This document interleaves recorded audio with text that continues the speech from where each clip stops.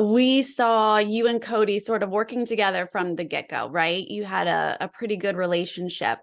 He seemed like he was the leader early on, or maybe he was just more vocal. Was that your natural dynamic with him, or were you intentionally sort of letting him be louder? I think that he is just sort of naturally the sort of life of the party, right? Like I am not the life of the party. I'm sort of going to sit back and I'll have one-on-one conversations with people. But Cody is just like he's Cody. He's living and he's just out there and he's doing things. So I think, naturally sort of ends up being sort of the front man. But I don't think I think we were pretty good at like keeping our relationship on the low a little bit. So like even though everybody was watching back and they're like, "Oh my God, Cody and Jesse," I don't think until later on did people realize like, "Oh, Cody and Jesse." So Right. Now, when you finally do get him out, whoa, incredible to watch. But now, for you to look back on it, is there any regrets from your end? Like, was it too flashy? Maybe the timing was off. How do you feel about it now? no, I don't have any regrets. I think that like with you never know what's going to happen in Survivor. Like you just never know. And I think that in that moment, I knew that like Cody has relationships. He has, if he gets this move on his resume, he's gonna look very good going into the final three. And I don't Mhm. know if I'll get another opportunity to take Cody out because he is good at the challenges, right? Like I'm not good at the challenges, but he is. And so I don't know if I'm going to get another opportunity to take him out. And by doing it this way, I also get to flush Carla's idol. And so, yes, Mhm. it is flashy, but also I think my intention, like at this point in the game, was like, you know what? If I can get to the final three, if I somehow slip past fire, I somehow magically win fire or win the final immunity challenge, like I want to get to the final three and have no questions, like ask that, like I feel like I've played the best game. I didn't Mhm. want the possibility of like coming in second or anything like that. I wanted to play a game where if I got to the final three, like I would win. And having Cody with me in the final three, there would have been questions asked. So Mhm. I don't have any Absolutely. regrets. We learned that if you started to get emotional about a vote, you were about to get savage. Is that something you knew about yourself coming in, that you would sort of have to balance your emotions, or were you more emotional out there than you usually are?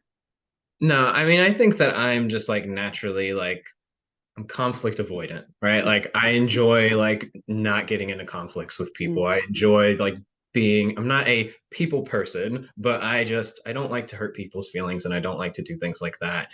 And in that game, you do have to hurt people's feelings. So I knew that when it came time, I would have to shut off those emotions. I can cry about it in the confessional. I can cry about it, off on the beach somewhere alone. But like when it was game time, like I knew I had to like do what I had to Please explain to me how Dwight ended up giving you Janine's idol. do. I think what's funny is I think the ball was definitely already rolling in Dwight's direction. Uh-huh. Me and Cody had already had a conversation about Noel or Dwight, and he said Dwight, and I was like, all right, let's do it. And it was already rolling in his direction. He didn't realize it. He knew he was going to catch some heat, but he was really concerned with getting the idol out of his possession because he thought James had seen him take it from Janine at some point. And so came up to me. He didn't realize that I was about to flip on him, and he handed it to me because he trusted me. And I know that I knew at that moment, I'm like, oh my God, like he just handed me like his goodbye gift. But yeah, so it wasn't like I was like, hey man, you should give it to me. It was just sort of like he trusted me. I had built that bond with him and he didn't see me coming at that point in time. He thought I would strike maybe later. Wow. That was such an incredible moment, that when we all learned that. And so lucky for you. Or strategic. We've kind of heard now that going into this final tribal council, you guys had a list of things you needed from each finalist. But you personally, were you already leaning towards Gabler? How were you feeling? No, I think when I went out, I can't speak for anybody else, but when I went out, it was sort of up in the air.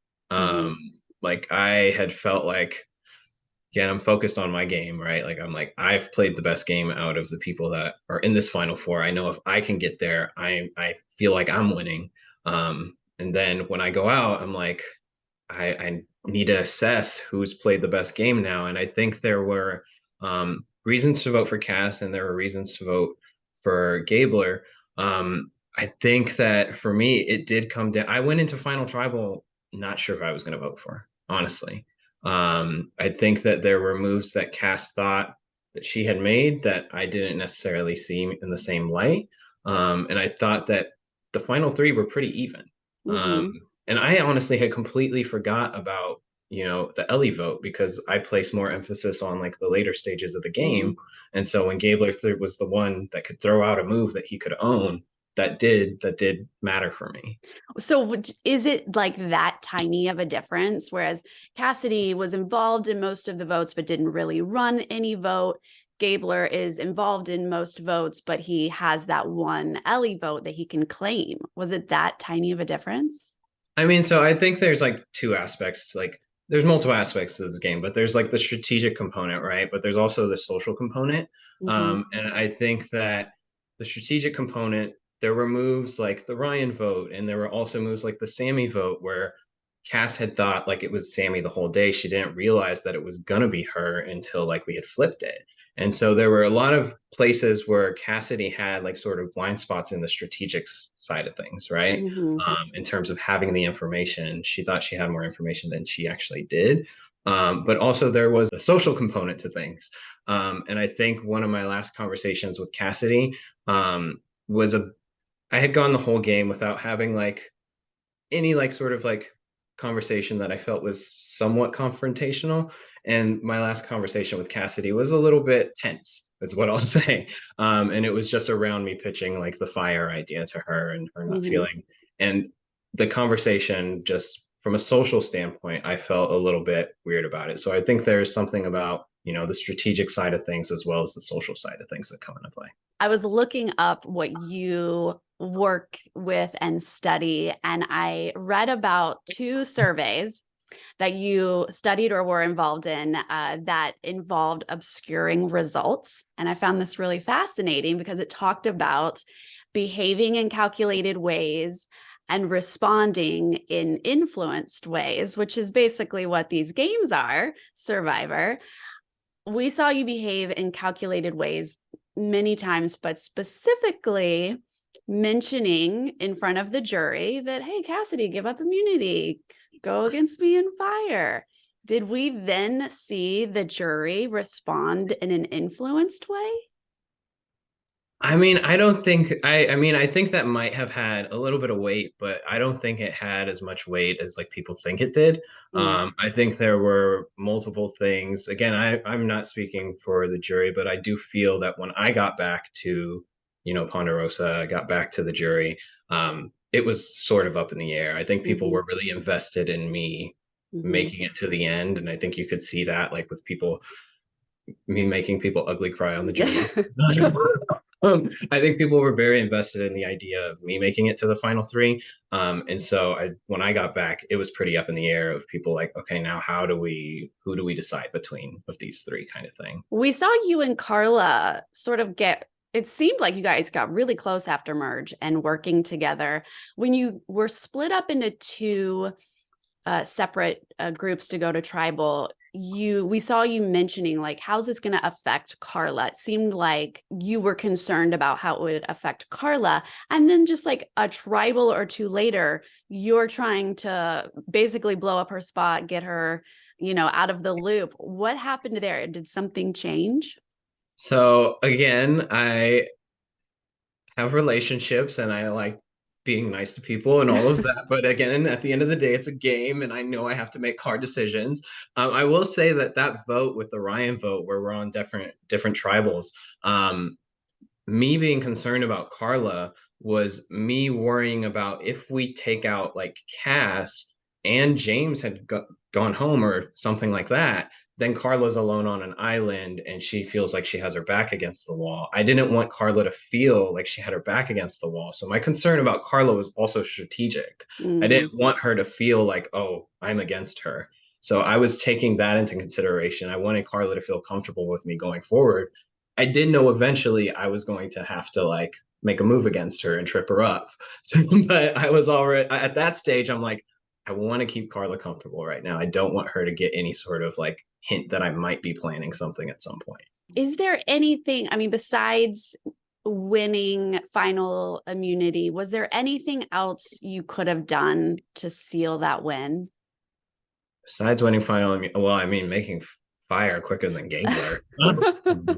That would have done it. Yeah, no, I think for me, it was like, again, I was playing in a way where it's like, I want to get to the end, but I don't want to get to the end and get second. I don't want to get to Mhm. the end and get third. I want to get to the end and I want to know like I'm winning. Like I want to do this. The only and I think if the worst outcome happened, like I felt good making fire against Cass. I would have felt okay making fire against Owen. I think I think it would have been a 50-50. Owen thinks he would have taken me, but I think it would have been 50-50. I just ended up against Gabler, who just apparently knows how to throw fire out of his fingers. I don't Right. Yes. know. So quick. Who did you want to sit next to in a final three? Who would give you that win? I think, I mean, it depends on at which point in the game we're talking. I think like at 4, like I'm not a confident person in like my everyday life.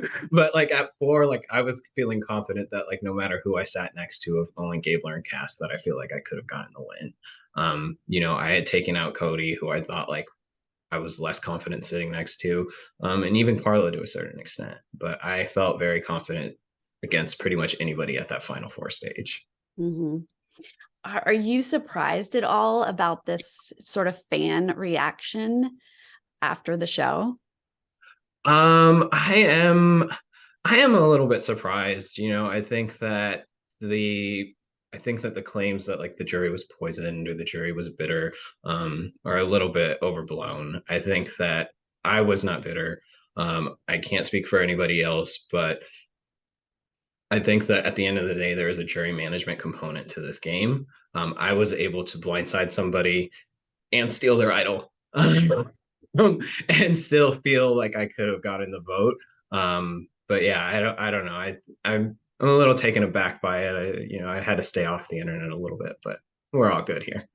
Good, good. What is your feeling on this after show? We've had it for a few seasons now where you're just immediately thrown into a champagne toast. Two people just lost. You're only like 24 hours from realizing you're not winning. What is the vibe there as you're sitting and trying to have a conversation at this point? I mean, I think you're gonna get the probably the rawest emotions. I do think it would be nice to process a little bit, a little bit more. Again, yeah, like you said, like it was like 24 hours prior to that I'm like bawling in tears because Gabler smoked me out and fire. Um, so I think you're getting some pretty raw emotions, but I do think it would be nice to sort of have the reunion where 4 or 5 months later, I'm at a healthy weight, and able to sort of explain things a little bit better. What was the most surprising thing watching the season back, seeing what was going on? I honestly was not surprised by much. Like I think in the game, I had a lot of the information that was, pretty bird's eye view about what all was happening. There was never really a vote that I was surprised by, or surprised by anybody like where they placed their votes. Honestly, um, I think the most surprising thing, and I've told him this, is how hard Sammy was playing. Like Sammy, he was not on my radar until he came Mm-hmm. back from that split tribal where he had like tried to loop in Carla at the last minute. That was when I was like, wait, what? Like what Sammy is like really playing. He had done a good job, I think, up until like that point. Like just seeming very like, yo, I'm the 22-year-old, just tell me about your life. I want to learn and get some life experiences. But apparently he was like trying to light things on fire. I imagine we're gonna see you play again. Are you ready to come back? One, I need a personal trainer because I cannot not win a challenge if I ever go back. Um, and two, I don't know. My knee-jerk reaction is yes, I'm ready. My more thoughtful reaction is I will have a very tough time getting to the Yeah, end. it'll be tough a second time, but hey, Sandra won twice. Yeah. Like, you never know. Yep. Give it Thank your you all. for That's all you can do. exactly. Thank you so much for your time today, Jesse. Yeah, of course. Thank you.